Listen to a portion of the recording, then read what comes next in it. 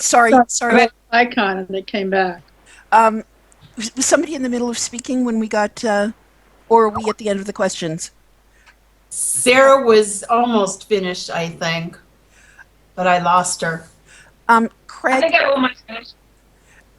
Craig, Active imagination, shorthand, and research. Okay, thank you.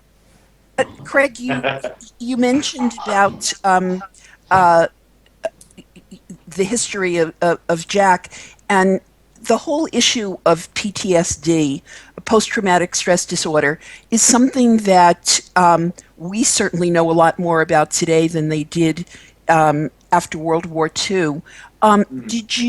What kind of research did you do? Because you really, you've got a lot to deal with. The death of your dearest friend, the impact on you as a man, having to. It was a different time. How did you get yourself? What did you do to learn about that? Well, the production had a lot of material to give us, and then I read a book that had been written by a guy called Weary Dunlop, who was an Australian doctor who was over on the Thai-Burma Railway, and just some of the accounts, in absolute detail, you just sort of start to see, psychologically what the effect would be on these people, and with stuff like with having his friend die, and I think that stuff you can bring a little more personal. We've all lost people in our lives, so you use those sorts of things. But Bevan's very, very good at pinpointing in on some of the issues with these characters, and he always says, "Okay, guys, you need to read up on this." I think it's not giving too much away at the moment. There's a big in season 4. Are you going to give up? Well, there's about communism.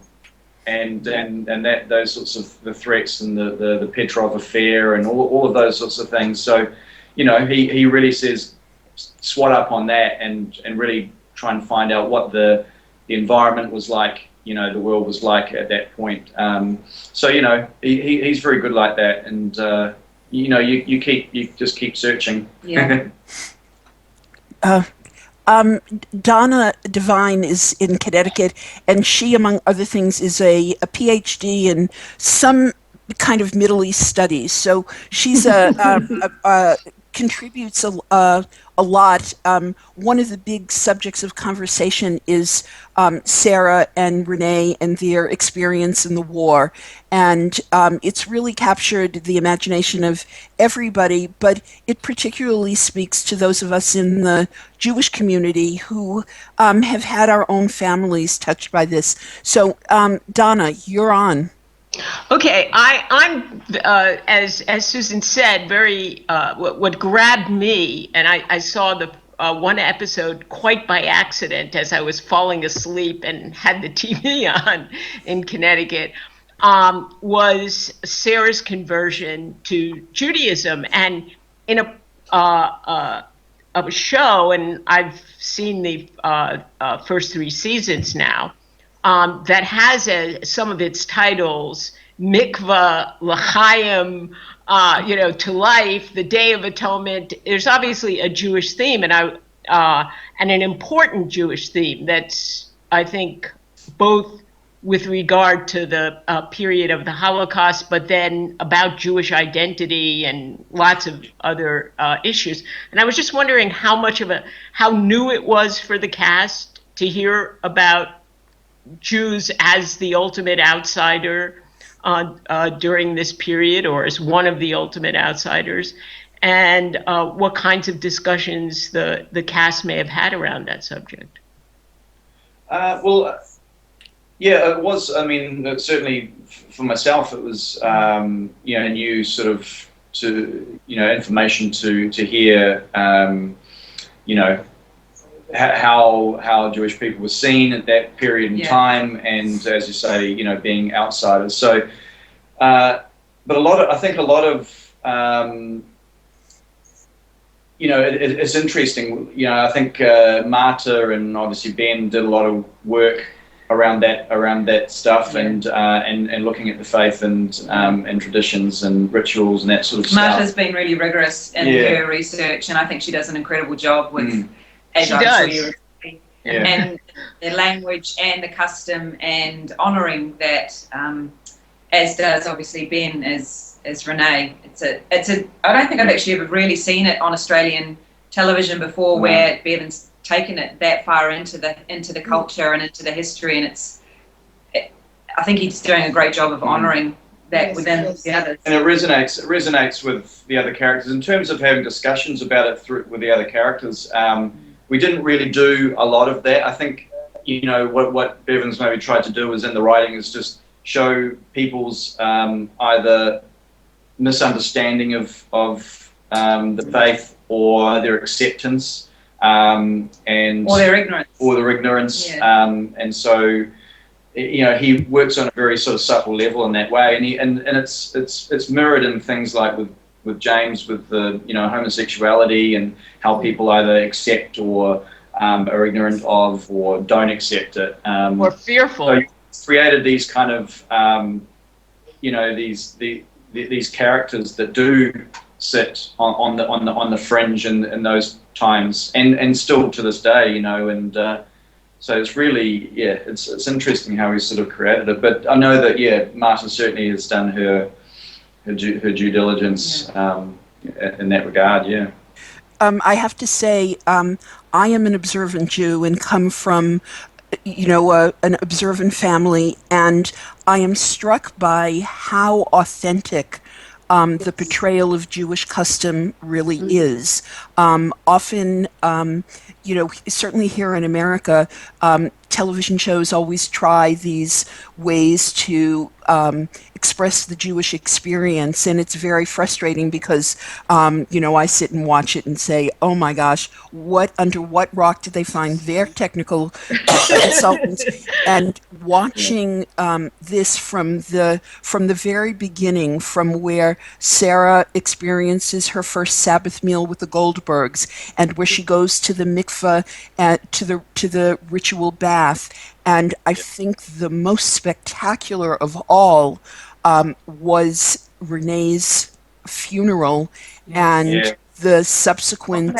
On that, we had a director, Lynn Marie Danzy, who's an extremely passionate director about the show, and because she's not Jewish herself, we did have Jewish advisors, and she was very adamant in making sure that everything from the script right through to the protocols and how she directed it was to the T, to the exact point of what that, because they are very aware of. Michael, who led the men at the funeral, at the wake, he was Jewish himself, and he was and they had a couple of other advisors, and they really made sure that everything was Honored in spot the on. right way. Yeah. What was his name? The man who led the Kaddish?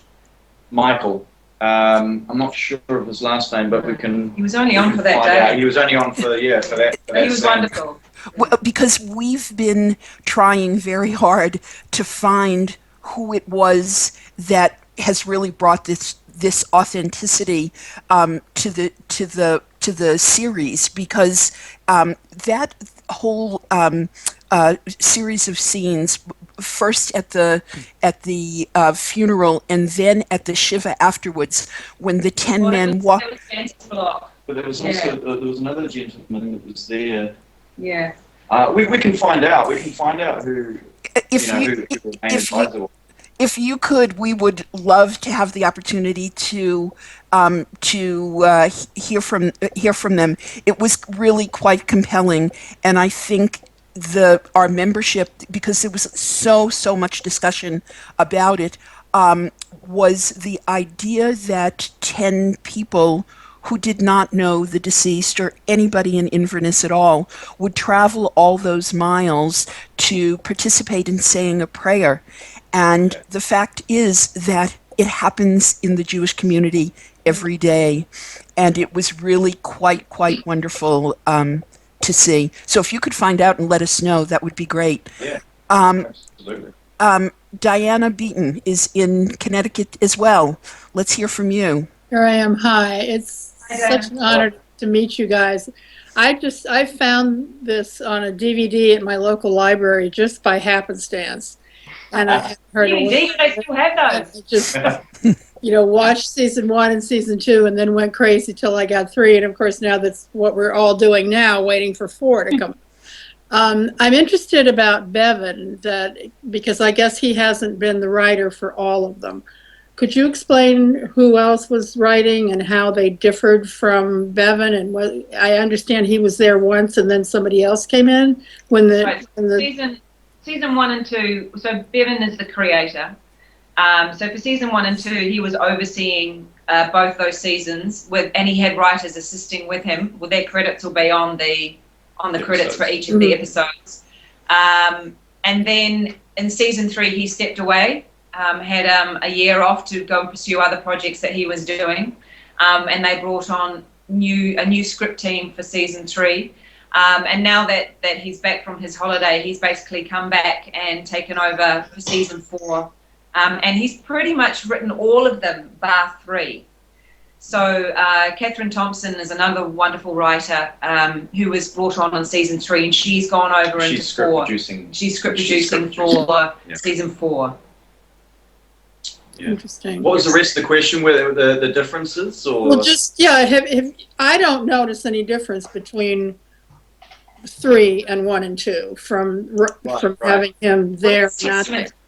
Yeah. And I think pace-wise, it's slightly different. I think there's it's hard to sort of find a term for it, but it's kind of there's more.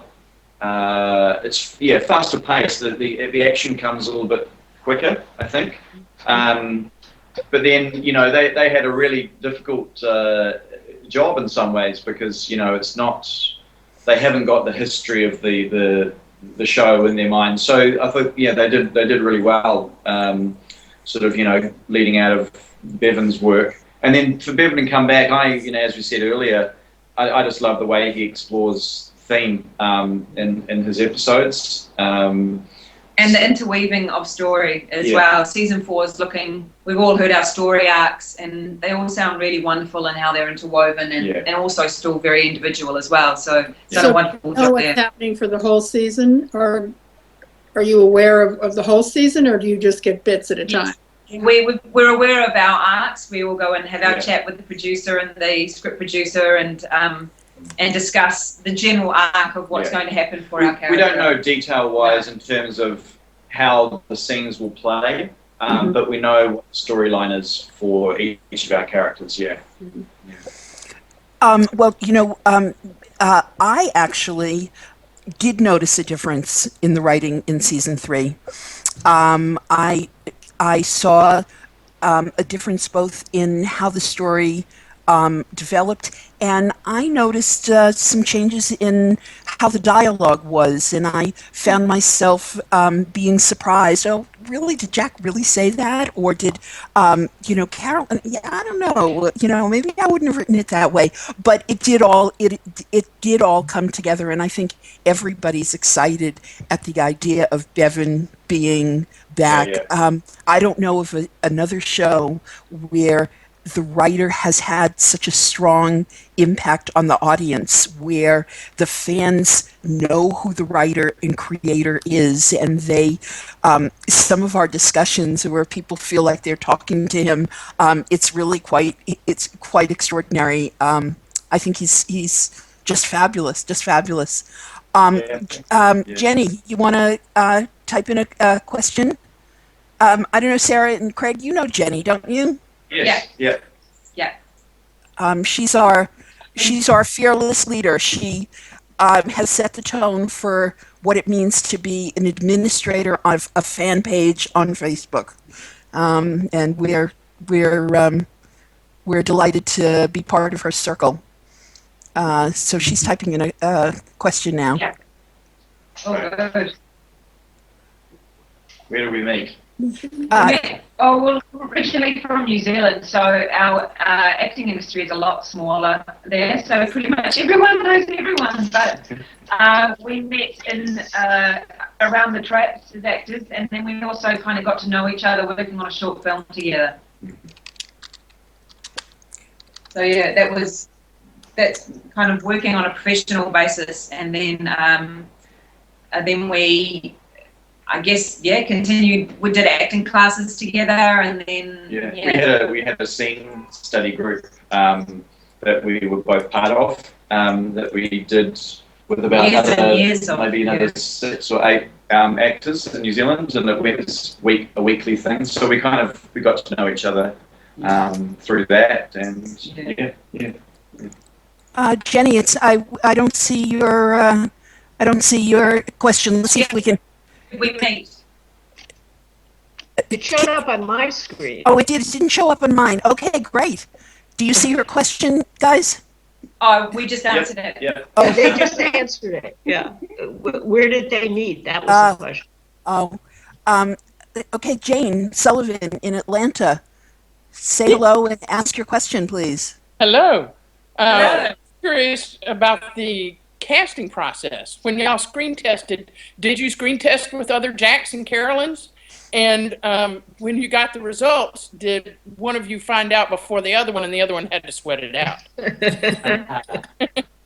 Well, I originally auditioned for both Jack and George, and in the casting process, so Marta had already been cast, and I went in and worked opposite Marta as both Jack and George, and I always felt a little more akin to Jack, but then obviously that was their decision, and when Brett was cast as George, it's kind of perfect, he's absolutely perfect. So I think they made the right decision. But Sarah, actually, I remember getting scripts ahead, and there was this character coming up, Carolyn, and and then Sass auditioned, and it was kind of funny story. I mean, obviously, there's obviously the general call. So the casting director will see a number of actors, and then that will usually go to a recall,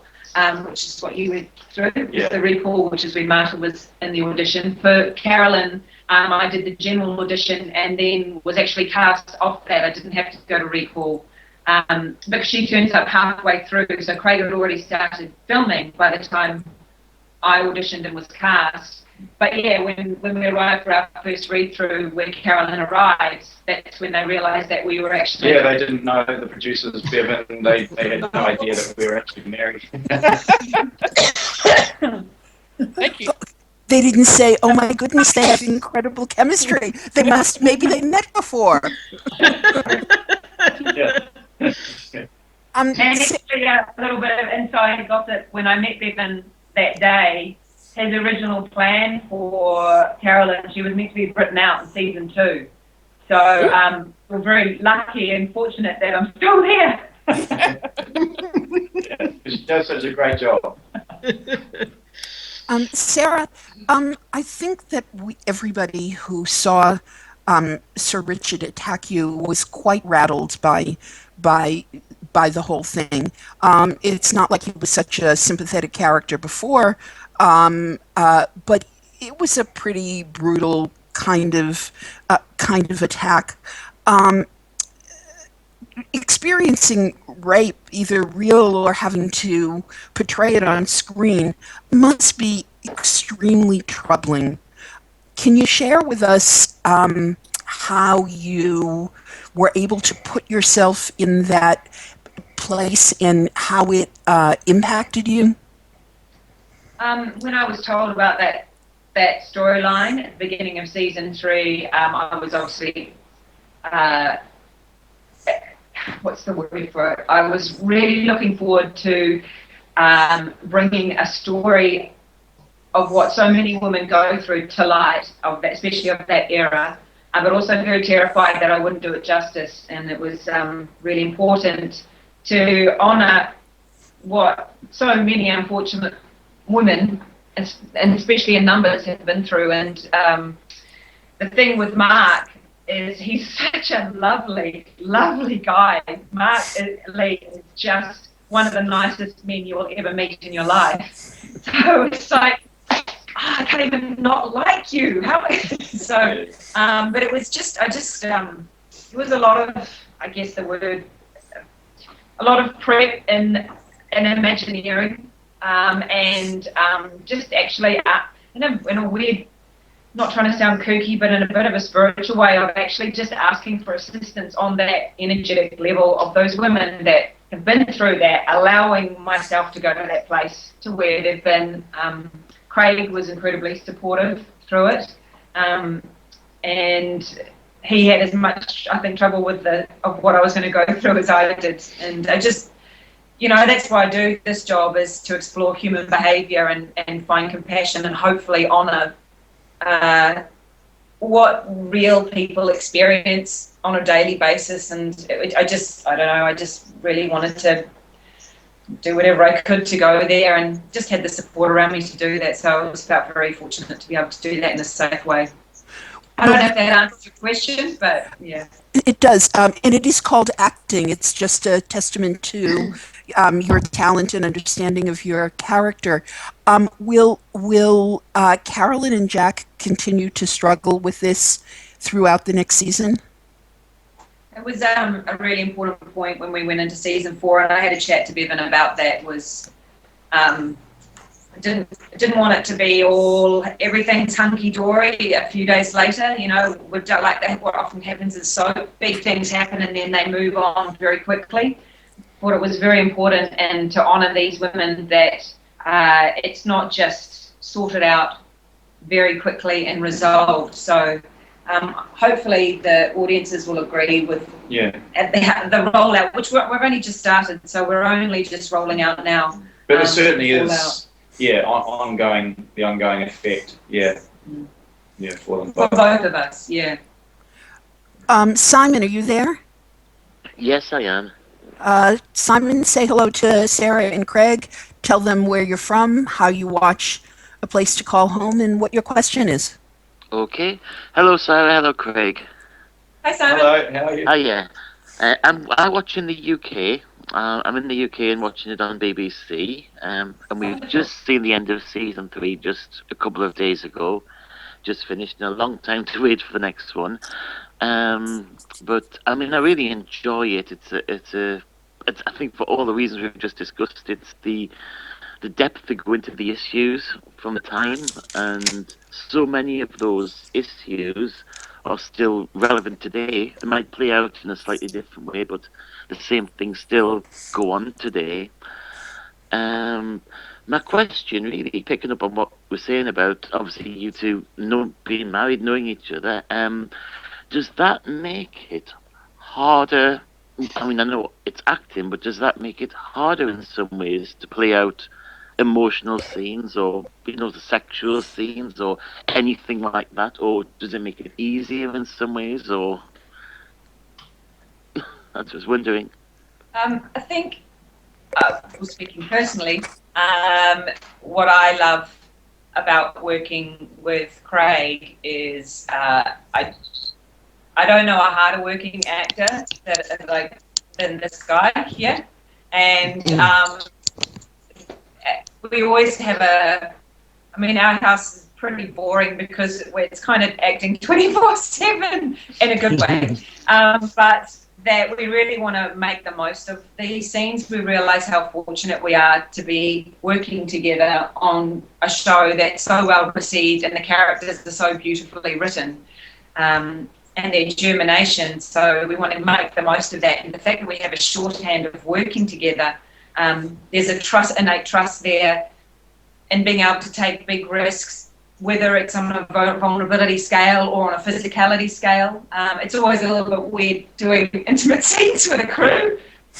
That's always public displays of affection. But it actually, it does. I think it makes it easier because we naturally have a connection. There's no barrier. I mean, you have to really sort of open yourself up to another actor when you're playing those scenes. And so to have your scene partner be your wife or husband, you've automatically got a connection. And we both give ourselves permission, or give each other permission to go to the place that the script requires. So in some ways, it's like, yeah. Sarah, are you there? Sarah Yes. Hyland, are you there? Say hello, tell us where you're from and how you watch A Place to Call Home, and share your question with us. Sarah? Are you talking about me, Susan? Yes, Sarah? My name is Susan. Oh, so Ryan. I'm sorry, wrong person. Susan, please tell us where you're from and ask your question. Okay. Hi, Sarah and Craig. Really nice to meet you.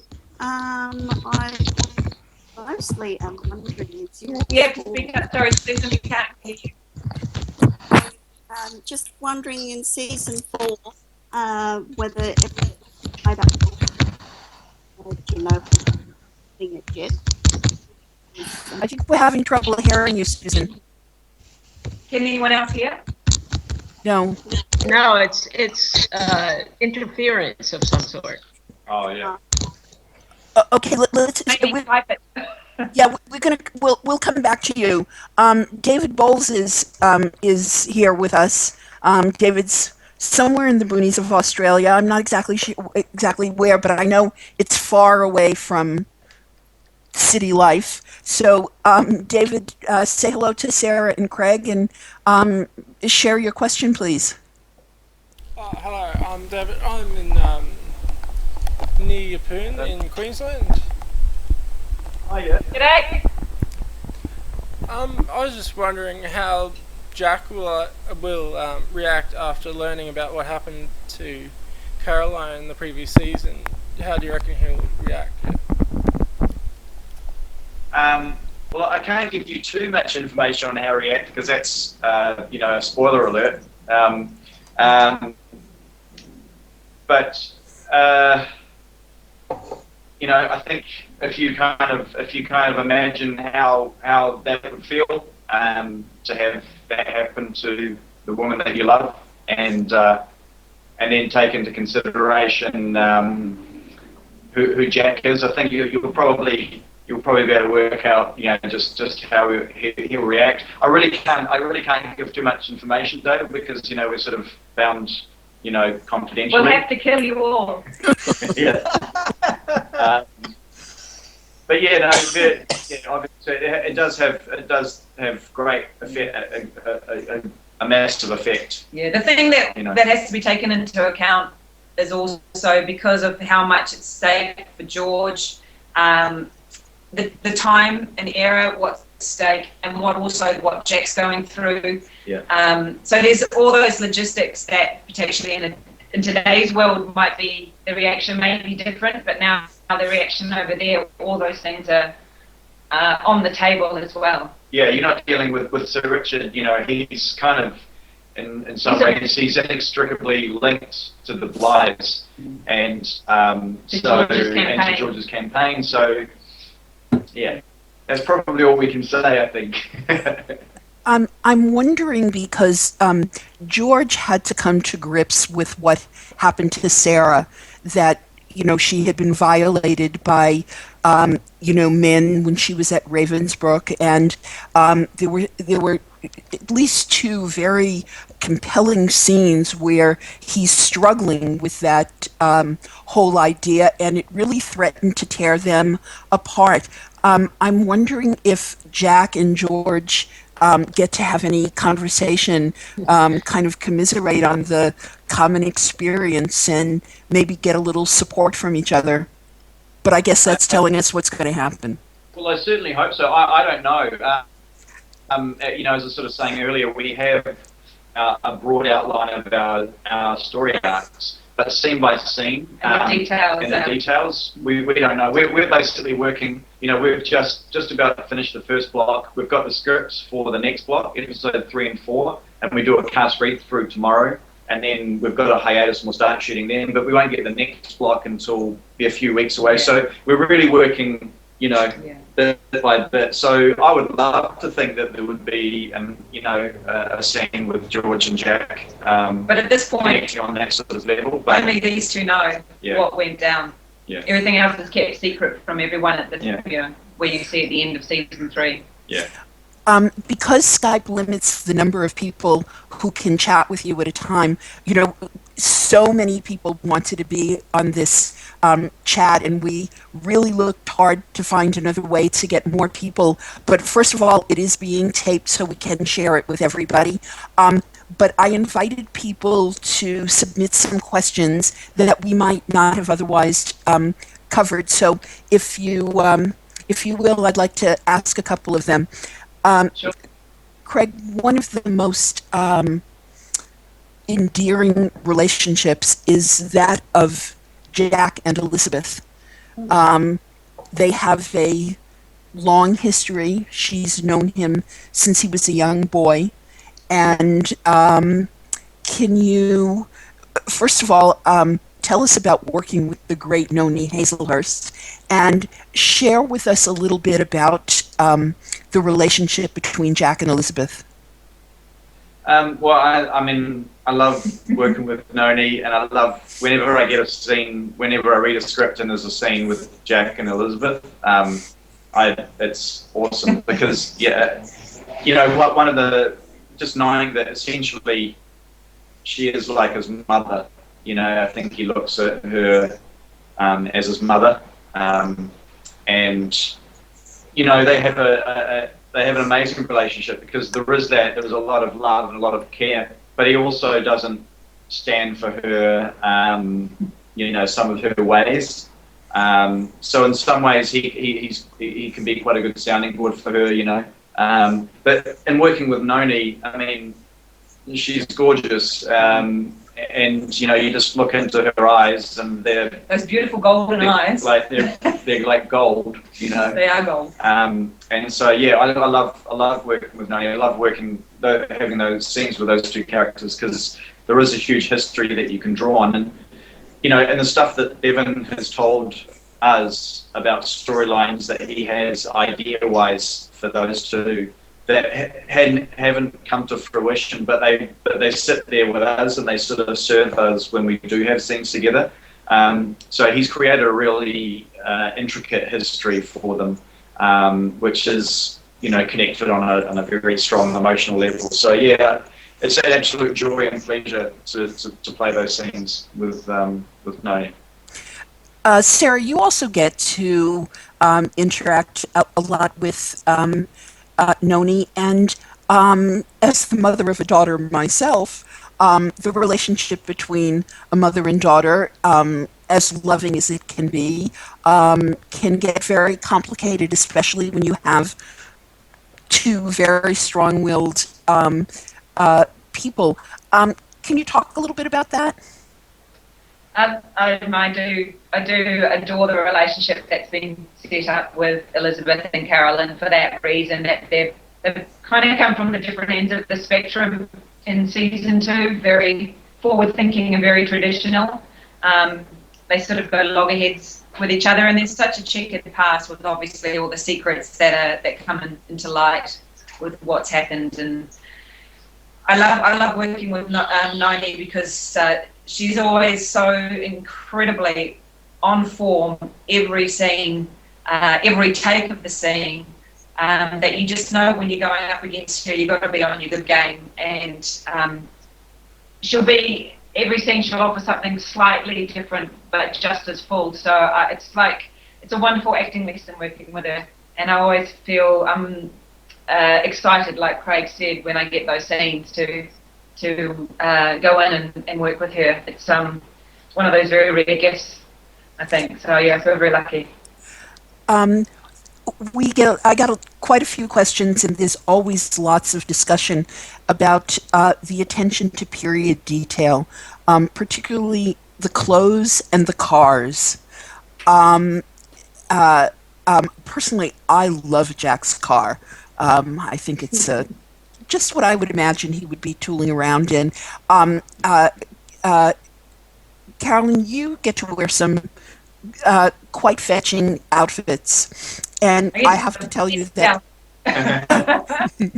I have to tell you that somebody emailed me a question today and said, "Could you please ask Sarah about what she's wearing under her dresses?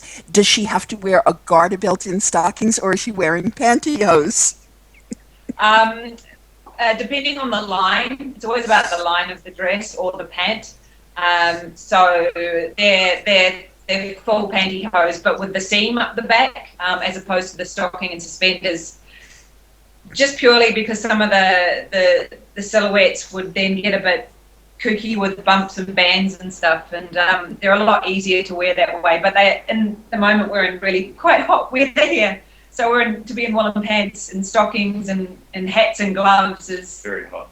on these guys are in shirt, woolen suit, Yeah. all sorts of Overcoats. overcoats, hats. So Yeah.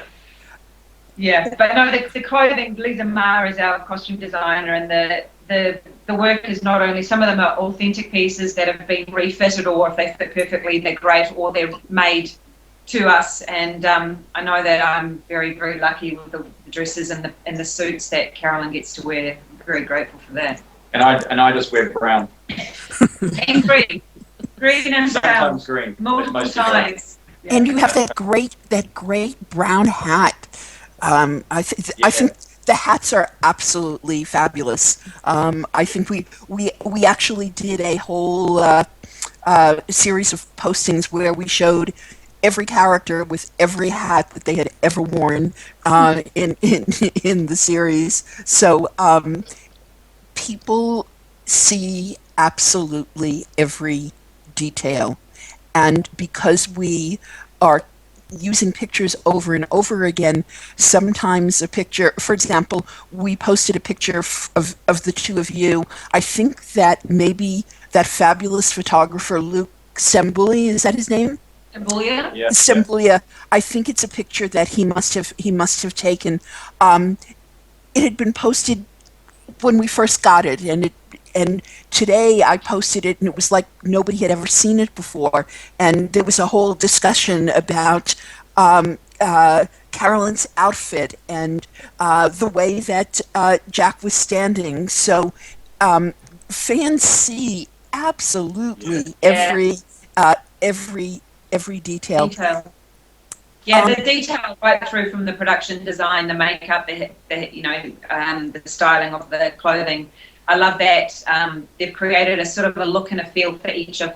Well, obviously, the men are a lot more similar because of the suit was the standard dress, but for the women, when you look at Sarah versus Olivia versus Anna and Carolyn or Regina, they're all really distinctive tones or qualities and palettes that they're working in, and I think it's a wonderful job of individualizing through that region and that era.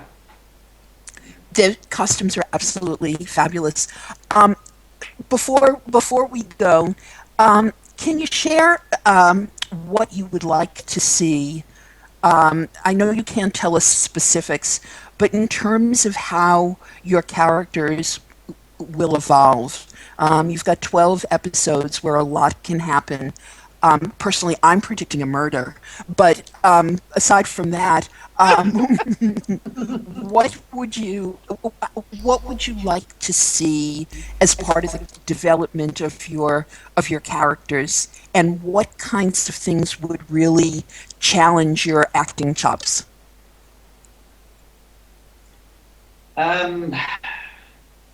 That's a hard one because we kind of have been told what's coming, but I think it's an interesting one. I think Jack is always we talked about the PTSD earlier. I think one of his coping mechanisms is work. And I've always endeavoured when we're in the hospital to always have him doing something, always to be busy, and that's part of his mechanism.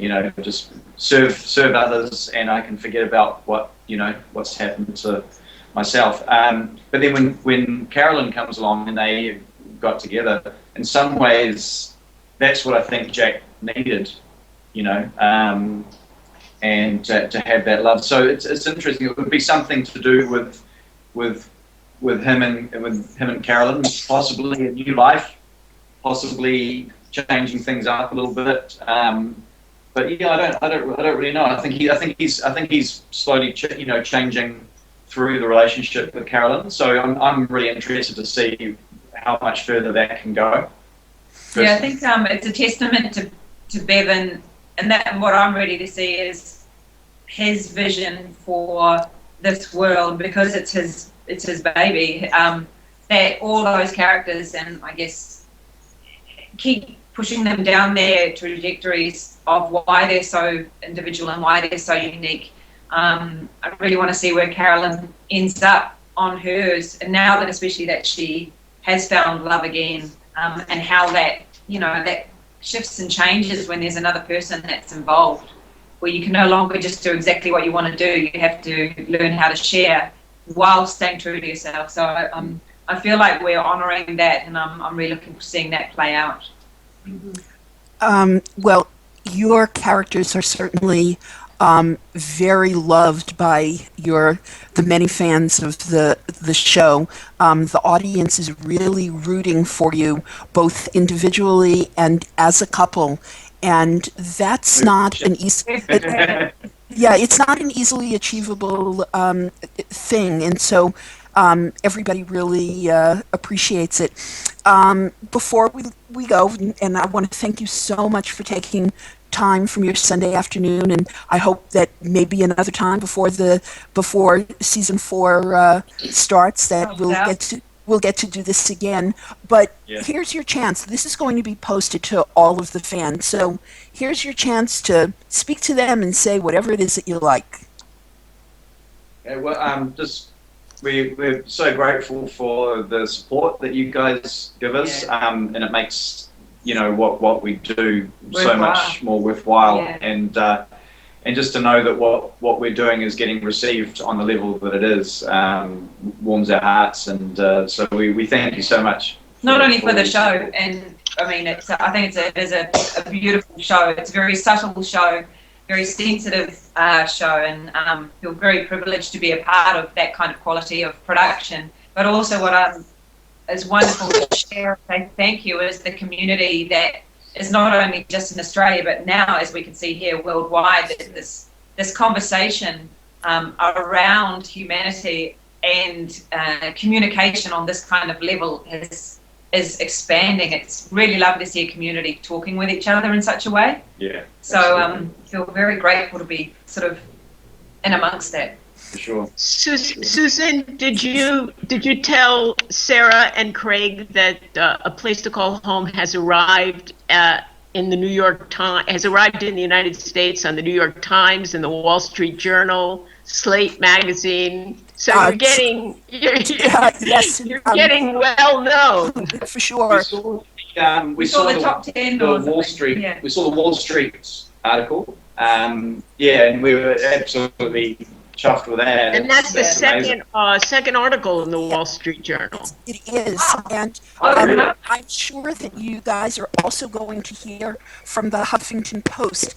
The Huffington Post did a wonderful interview with Marta, and then they did one with Noni, and I'm in touch with the writer, and she is going through the list. She is loving the show, and you are going to hear from Huffington Post. I noticed just the other day, we have gotten 100 new members in the last 10 days, and I noticed that we now have a TV Guide editor and a writer for People magazine who is, jumping in. And I have to say that we Americans are doing a great job as your publicists, because we are bombarding all the writers with emails and entering polls and really working hard to get the word out there.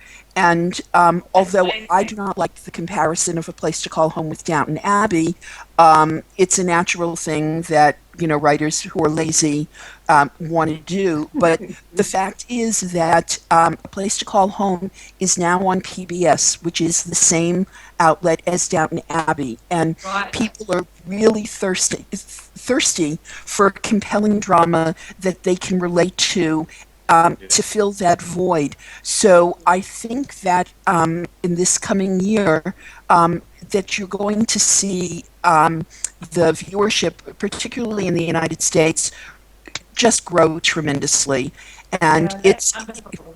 it's exciting. So I'm looking forward to the first tour of the A Place to Call Home cast. When you come and you do the tour and you come to Los Angeles and then you come to New York and everybody gets to see you and it shows up everywhere. It's going to happen because we're determined to have it happen. So That would be amazing. We'll be there. We'll be there. Get your passports ready. Yes. Well- We've got great. So we'll see you there. okay, looking forward to it. Thank you again so much. Sarah and Craig, you agreed to be judges for our essay contest. Wait till you see some of the entries. The entries are still coming in. We had to extend the deadline because so many parts of the world are just now seeing season 3. But Right. every single one of them is thoughtful and sensitive. Somebody wrote a 750-word poem just about one character. So it's really exciting. So we look forward to sharing that with you. Oh, thank you to Look everyone forward for to it. your passion and your support around obviously in Australia, because these guys kicked off the movement, the Save a Place for Home team. But then now with you, Susan, and everyone from all around the world, it's such a real honour to feel that level of support. It really is. Absolutely. Yeah. Well, thank you for giving us such wonderful work. It would not be this successful. The word on the page is one thing, but if there are not actors to bring those words to life, nobody's going to watch. So on behalf of everybody, thank you very, very much, and we look forward to hearing from you again. Well, thank you, everyone. Sure. Thank you. Thank you. Thank you. Bye. Good night. Bye. Bye.